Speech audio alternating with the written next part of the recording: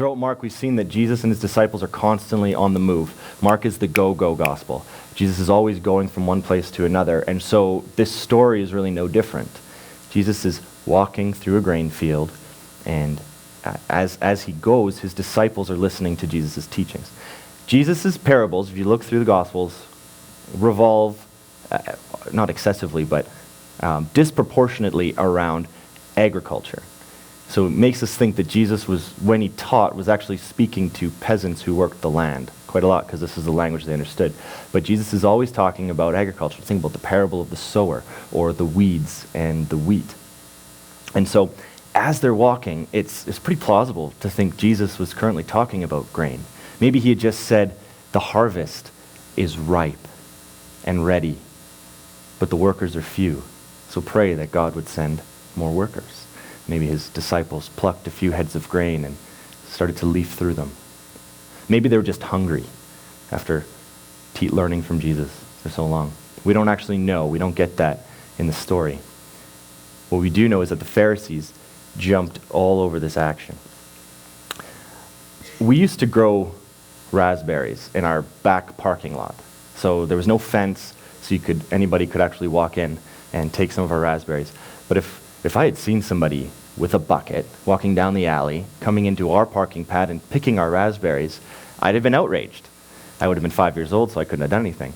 But adult me would be outraged. So is that what the Pharisees are mad about here? That the disciples are taking somebody's grain from them? Well, no, that actually isn't the case. We have different property rights now, and there's an election coming up in Alberta. We love our property rights. We have different property rights than the Jews did under the law. And that's because in the Jewish law, everything belongs to Yahweh.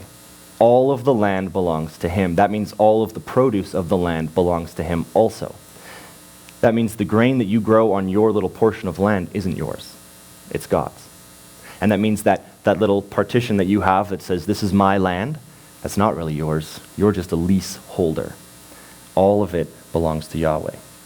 Now, at the same time, the law recognized that a worker deserves the fruit of his labor. So if you plant that grain, you deserve to benefit from that grain.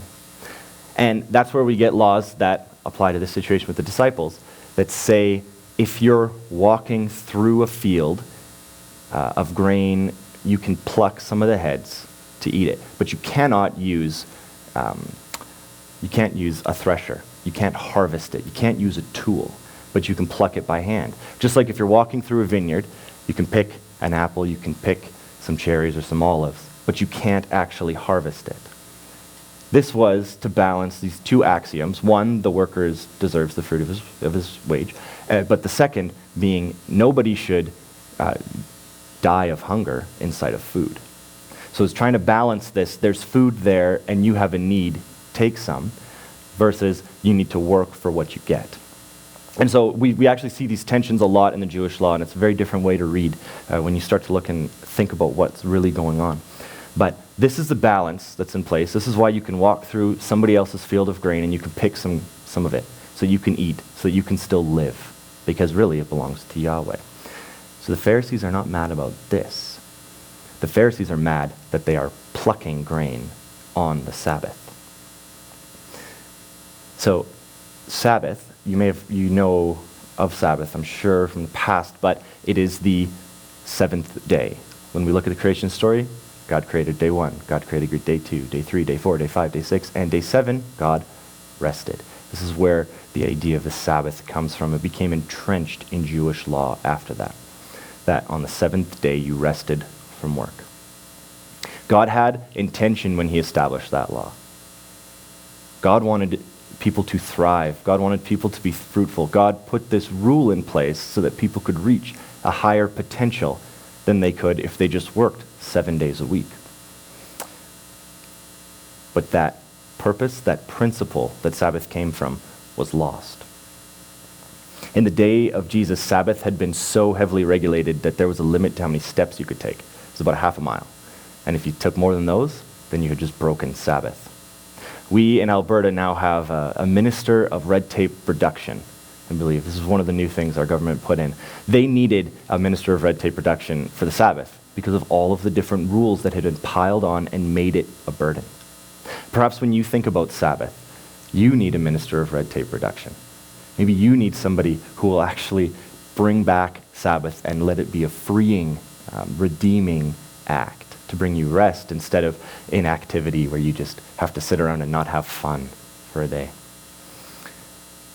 So Jesus responds to them with a story, telling them about David. David, who is the second most popular figure in Jewish history after Moses. David, the one who established the kingdom of Israel, who brought Israel into what we now historically call the golden age of their existence. So David is a really big deal. And Jesus says, David, when he was fleeing from from Saul as a fugitive, he stopped in the temple and he ate the bread of presence, which was only reserved for the priests, which would only be changed on the Sabbath. He took that bread and gave it to his companions. Jesus is kind of ironically skipping over the fact that he gave that bread to his companions a few days later when they came and found him in the wilderness. And you can read all about that in 1 Samuel. But Jesus relates back to this saying there is an exception to every rule. The well-being of David, his own life as he was fleeing from assassins, that trumped the Sabbath and the cultic rules of the time. So there's a rule to every exception. There is an exception to every rule. And when it comes to Sabbath, that exception is human well-being. So in this story, and in the one that's going to follow right after this, Jesus is coming up against legalism. We use this title quite a lot. I find that Christians love to throw this title out when it's something that we disagree with. Oh, we say that's legalistic. Legalism is a problem, but we should probably understand it. Legalism occurs when rules are taken away, are detached from the principles that brought them into existence.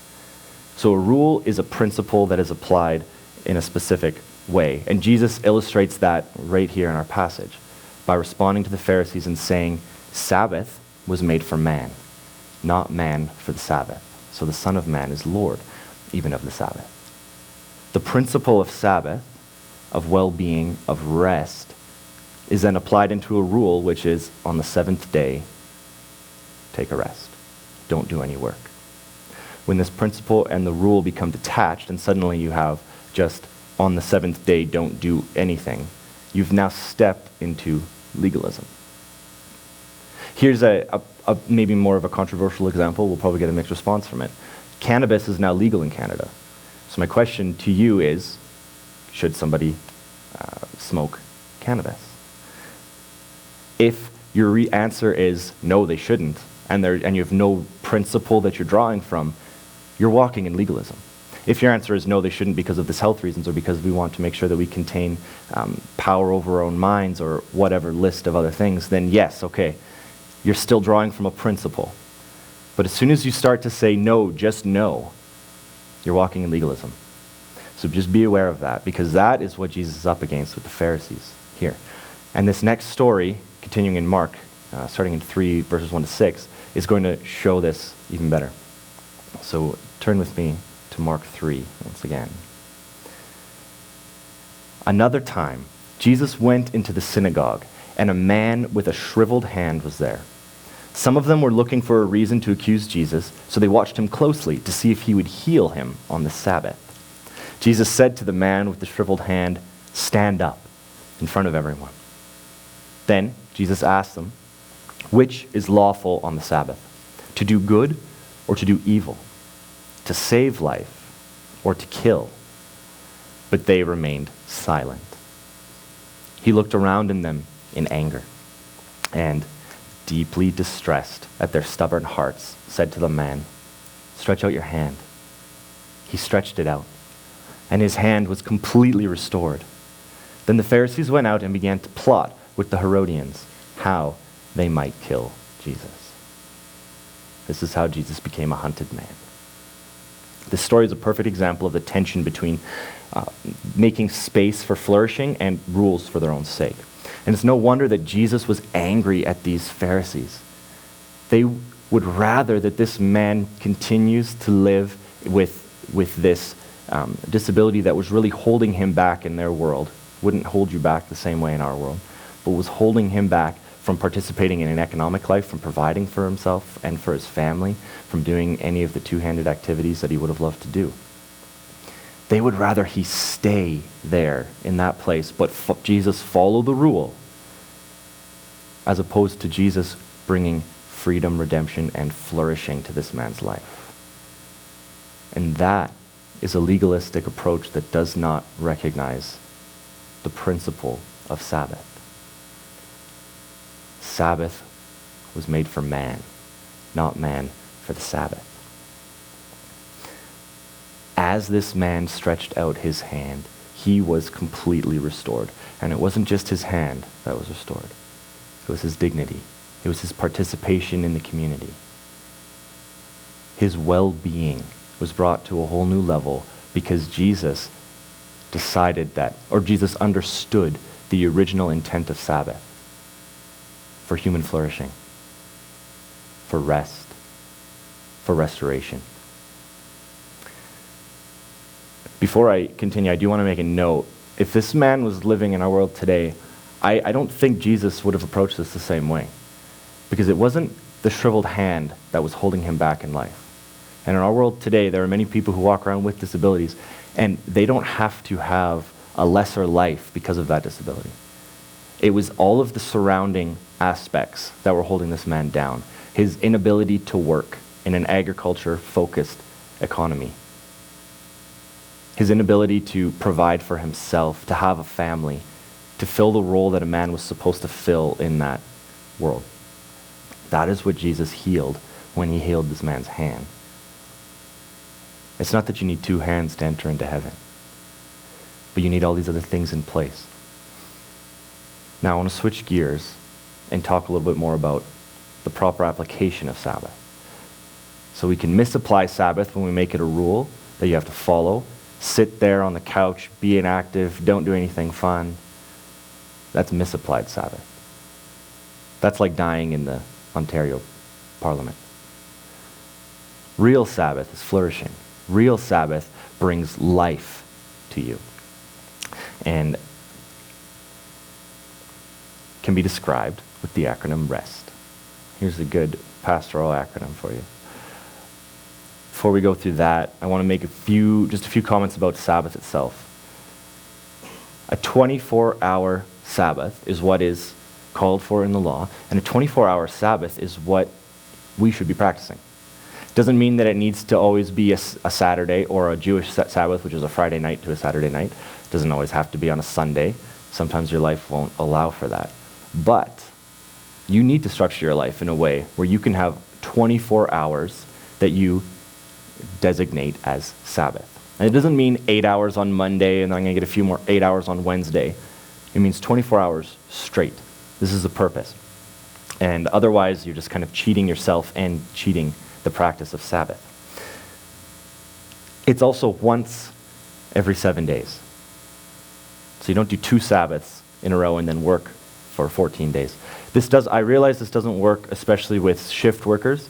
So then you need to get a little more creative. But for most of us who work a standard work week, we need to be able to find a 24-hour period every 7 days where we can engage in Sabbath. And Sabbath is not something that you earn.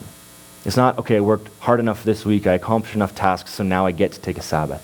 Sabbath is a gift from God given to you to say, I care about you, I love you, and I want you to thrive. So every 7 days, you will take 24 hours to Sabbath. Sabbath isn't about sitting on the couch, being inactive for 24 hours and just binging on Netflix. Maybe you need a nap on your Sabbath, and that's okay. But the purpose of Sabbath is not inactivity. So we'll go through this acronym, and I hope that it gives you some framework for how to practice your own Sabbath. So the first R is for refill. Sabbath is for doing things that refill you. So it's actually for activity, not inactivity. We talked a couple weeks ago about a bucket. And if you remember, We all have this metaphorical bucket, and it's being drained by the stresses of life and the expectations around us, all the things that we have to do. Our bucket is slowly lowering, and we need to be intentional about refilling it. And that is what Sabbath is for, is refilling your bucket so you can continue to face the stresses and the demands of your life. So my question for you is, what do you feel most alive doing? You'll have to think back. When do you feel most alive? And it'll look different for all of us. Sometimes it's physical activity, it's climbing a mountain. Sometimes it's sitting curled up, reading a book. When do you feel most alive? If you were to list those out, you would then find some common themes amongst all those activities. Those are things that refill you. Those are things that you need to incorporate into your Sabbath. If you have a sedentary office job, you probably need to get physically active on your Sabbath. If you have a labor-intensive job, you probably need to rest on your Sabbath. Physically rest and just stop. If you're an introvert, you need to make sure you're somewhere with not a lot of stimulation. If you're an extrovert, you need to have stimulation. It's not always people versus no people. It's more about stimulation. So you need to know yourself and to learn, how do you refill? How do you fill your own bucket? So personally for me, depending on my week, my Sabbath will look a little different. And Kathy and I have tried, and we try to practice a Sabbath that starts Saturday night and goes till Sunday night. And sometimes we succeed and sometimes we fail, just because it's still a practice that we're working on getting. But sometimes what I need to refill is to curl up with a book and just to be quiet. The introvert in me needs to block out all the distractions. But other times, I need to get out and I need to go do something. I need to see people. I need to have that stimulation. I have to read myself and then do what is needed on Sabbath.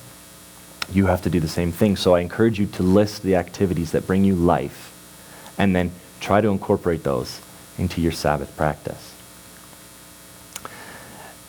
Sabbath is not about being alone, though.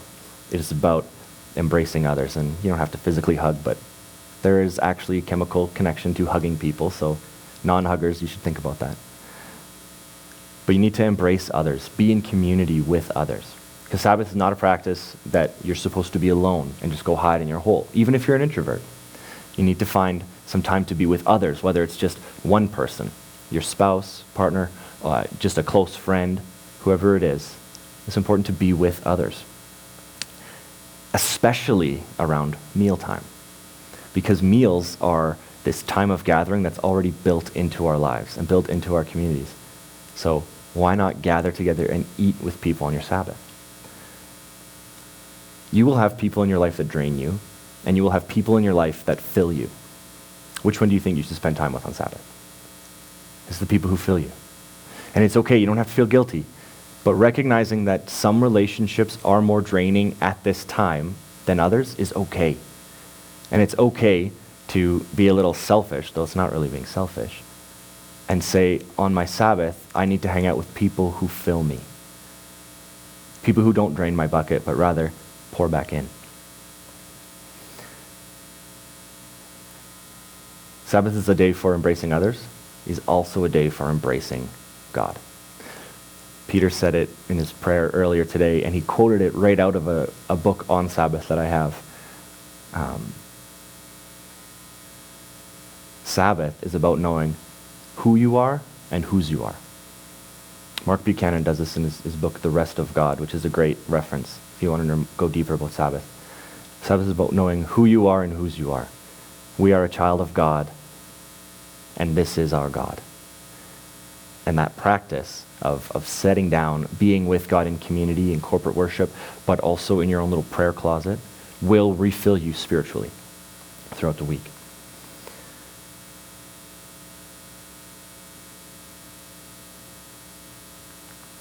We'll quickly go through the rest of these. The S is for stopping. Or sleeping. Could have been sleeping. Could have been silence. Could have been solitude. There's a lot of S's that go with Sabbath. But we're going to go stopping. So remember, Sabbath is a gift. It is not something that you work to achieve. It's not, okay, I did enough work this week or today so I can put down my tools and take a break. Sabbath is something that comes the same time every week, whether you're ready for it or not. When Sabbath arrives, you put down your tools of work, and you go and you pick up your tools of rest, whatever those are.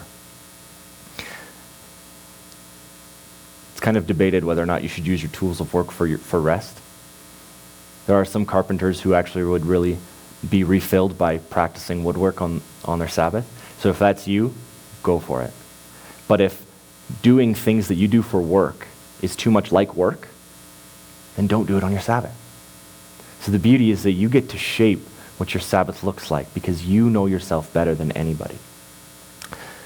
Oftentimes on Sabbath, I'll be reminded of something I have to do, whether it's at work or even just like a personal thing that I would consider work. I'm reminded of it, and we can easily focus on that stuff, but what I would rather do is have a notes list on my phone, and I just quickly jot it down, and then I can let myself forget about it. And I can pick that back up when Sabbath is over on a Sunday night. If it's something I have to do for the work week, that's okay. I'll write it down, pick it up Sunday, probably around 8 o'clock. Because Sabbath is a time for stopping, for not working. And lastly, Sabbath is a time for trust. And this is because Sabbath forces us to realize that God is in control and that we are not the ones who are running our lives. The world will continue running, even if we don't. Sabbath comes out of this kind of ladder, which says every 7 days you take a day off. Every 7 years, the land gets a day off, so you don't plant anything in your field on the 7th year. And then every 7 groups of 7 years, which would be 49 years, everybody gets a rest, and it's called a year of Jubilee. There's no evidence that it was ever practiced in Israel's history, unfortunately, but it would have been completely life-altering in every sense. It's a year of freedom from everything, freedom from debt, freedom from land bondage. If you had to sell your land to somebody else, you got your land back in that 49th year. So on this ladder, every 7 years, the Israelites were supposed to let the land lie empty, not plant it, not work it, not harvest it one bit. They were supposed to trust that God would have given them enough through the first 6 years to get them through the 7th year, and then the planting after that. We need trust now in our lives where we are addicted to productivity and to getting things done. We need to trust that God will continue to work even while we're resting, and that God will make sure that we get enough done. Maybe not everything that we want to get done, but everything that we need to get done. And this practice of Sabbath forces that on us. So just in conclusion here, Sabbath is not one of those laws that we talked about at the beginning that is outdated and doesn't apply anymore. Instead, Sabbath is God's design for flourishing, and it is a gift for you, a guilt-free gift. So if I've piqued your interest at all on Sabbath and you're not already practicing it, try it. Just pick 24 hours. Think through your week, what fits best. Sundays are a great day naturally for a Sabbath because we already gather together for worship in the morning. Try it, 24 hours, whether it's Sunday morning to Monday morning or Saturday night to Sunday night. Pick a Sabbath. Take a day where you stop, where you don't do any work, where productivity doesn't count. And go through the rest list. Find things that refill you. Find ways to embrace others. Institute ways to stop and trust God. Come, participate in Sabbath, and find true rest.